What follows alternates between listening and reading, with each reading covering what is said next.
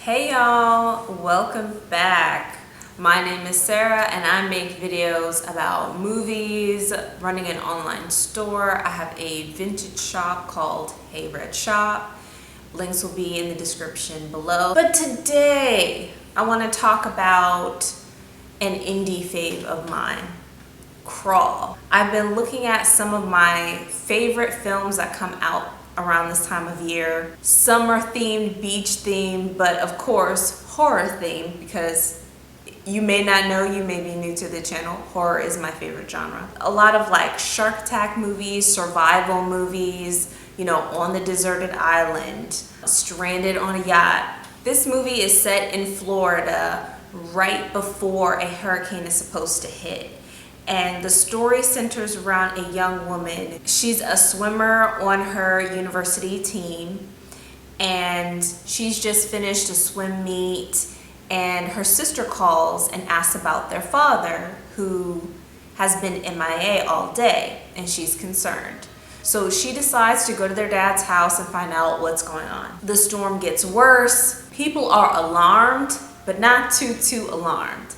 And again, it brings into this idea of believability. So she's traveling to her dad's house. He's not there.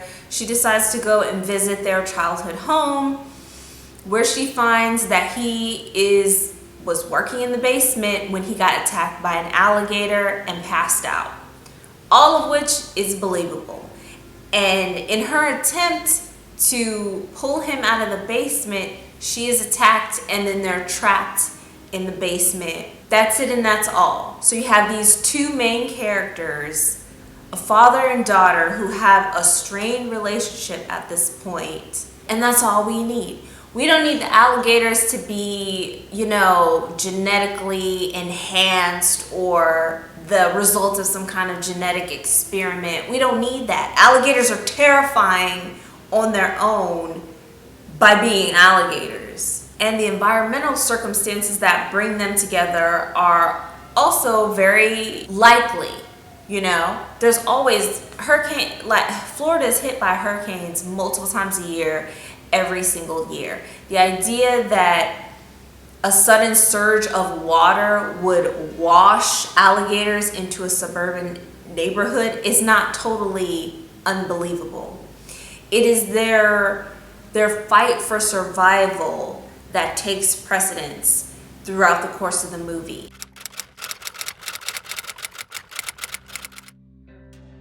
This is a prime example to me of survival animal horror films. So you have man versus beast, fight for survival. If you guys haven't seen it already, I did review a similar film called Beast with Idris Elba. You guys should check it out. But in this case, we're talking about alligators in Florida during a hurricane, all of which is believable and possible. It's Florida. So let me backtrack a little bit. I'm American and I grew up on the East Coast in a small beach town. So when you hear about hurricanes and you hear about flooding and things like that, people are alarmed, but also it's not totally unexpected. It's kind of like a part of your culture. So when I was watching this movie and I was like, oh, that's so dumb. Why didn't they just get out of there? It's the mindset of someone who, grew up in this kind of area where the hurricanes are a regular occurrence. It's not something that's totally unexpected or that you don't know how to deal with. Even in the situation, which seems so extreme and, just full of danger, the actions that characters took is also understandable in a way. And if you ever heard about the stories that come out of Florida in general, none of this is really too shocking. The special effects were pretty good.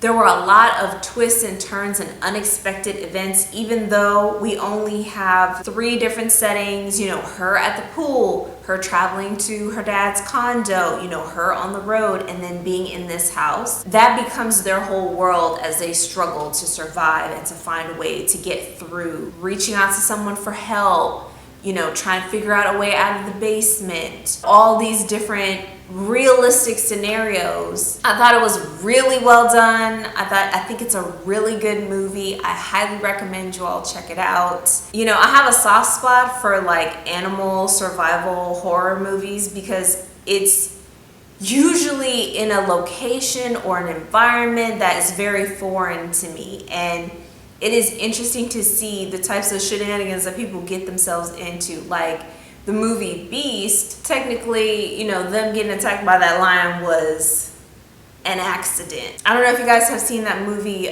Primeval with that giant alligator that was attacking all those people. I don't know if it was an alligator or a crocodile, but it was also set in Africa, and it was this giant reptile that was attacking all these villagers and all these people, and a crew comes in to try to document it, and they get, you know, caught up and end up in a fight for their lives. But the point that was the most disturbing, which they didn't go into enough of, is the fact that there's so much violence around that village and dead bodies in the river for the crocodile to eat. That's how it got so big.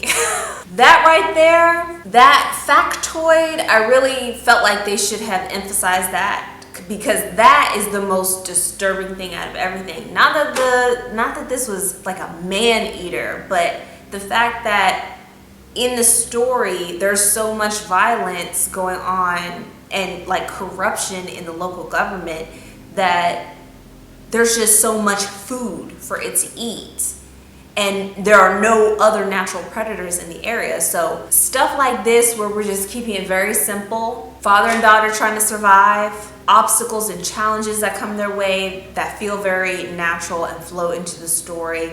There were a few, you know, moments where it snagged a little bit. You know, trying to villainize an alligator is kind of funny, but you get the point.